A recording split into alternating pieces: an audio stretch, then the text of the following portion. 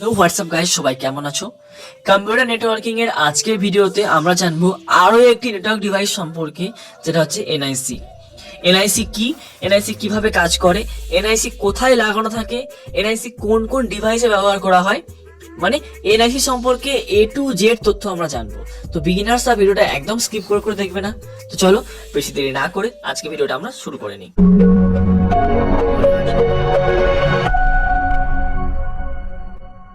What is NIC? NIC কি? দেখো, এনআইসির পুরো কথাটা হচ্ছে নেটওয়ার্ক ইন্টারফেস কার্ড।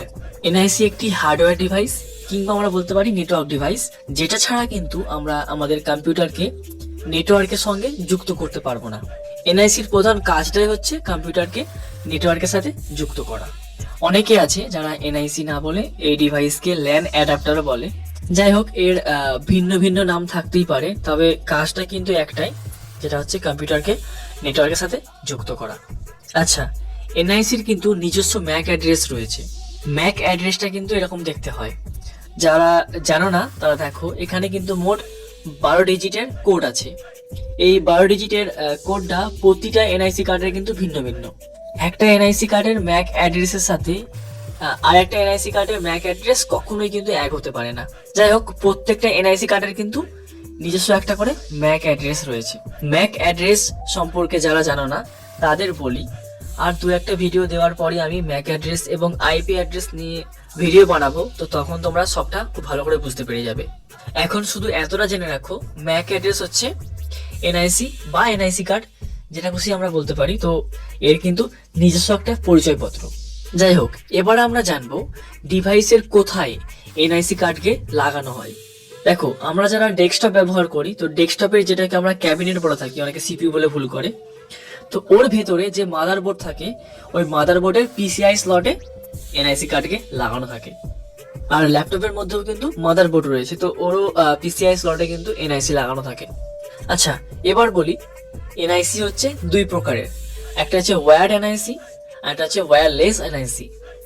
তো প্রথমে আমরা জানবো ওয়্যার্ড এনআইসি সম্পর্কে। ছবিটা দেখো, এটা হচ্ছে ওয়্যার্ড এনআইসি। এর এই অংশটা পিসিআই স্লটে লাগানো হয়। আর সামনে দেখো, এখানে একটা পোর্ট রয়েছে, এটা ইথারনেট পোর্ট, অনেকে এটাকে ল্যান পোর্টও বলে। এখানে কিন্তু RJ45 কেবিল লাগানো থাকে। এটা হচ্ছে RJ45 কেবিল। দেখো, এর একটা দিক থাকে এনআইসির পোর্টের সঙ্গে, আচ্ছা, আরেকটা দিক থাকে অন্য একটি নেটওয়ার্ক ডিভাইসের সাথে, সেটা হতে পারে হাব কিংবা সুইচ কিংবা মডেম, কখনো কখনো রাউটারের সাথেও লাগানো থাকে। আচ্ছা, এবার দেখো, এটা হচ্ছে ওয়্যারলেস এনআইসি। আচ্ছা, ওয়্যার্ড এনআইসিতে যেখানে ল্যান পোর্ট ছিল, এখানে কিন্তু কোনো পোর্ট নেই, এখানে একটা অ্যান্টেনা আছে। ওয়্যারলেস এনআইসির ক্ষেত্রে কিন্তু ওয়্যারলেস মডেমকে ব্যবহার করা হয়। যেহেতু এখানে কোনো কেবিল নেই, সেহেতু এখানে মডেমটাও কিন্তু ওয়্যারলেস হয়। আচ্ছা, এখানে যেহেতু এনআইসি এবং মডেম দুটোই ওয়্যারলেস, তো এখানে কিন্তু সম্পূর্ণ রেডিও সিগন্যালের মাধ্যমে যোগাযোগ স্থাপন এবং তথ্যের আদান প্রদান হয়। আর ওয়্যার্ড এনআইসি এবং ওয়্যার্ড মডেম যেহেতু একে অপরের সাথে কেবিলের মাধ্যমে যুক্ত থাকে, সেহেতু এখানে কিন্তু ডিজিটাল সিগন্যাল এবং অ্যানালগ সিগন্যালের মাধ্যমে যোগাযোগ স্থাপন এবং তথ্যের আদান প্রদান হয়। আচ্ছা, এতক্ষণ আমরা জানলাম এনআইসি এবং তার কাজ সম্পর্কে।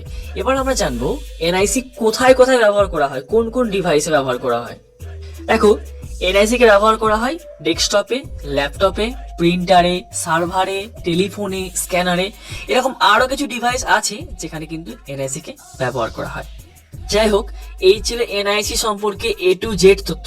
আশা করি এনআইসি সম্পর্কে তোমাদের সবটা ভালো করে বোঝাতে পেরেছি।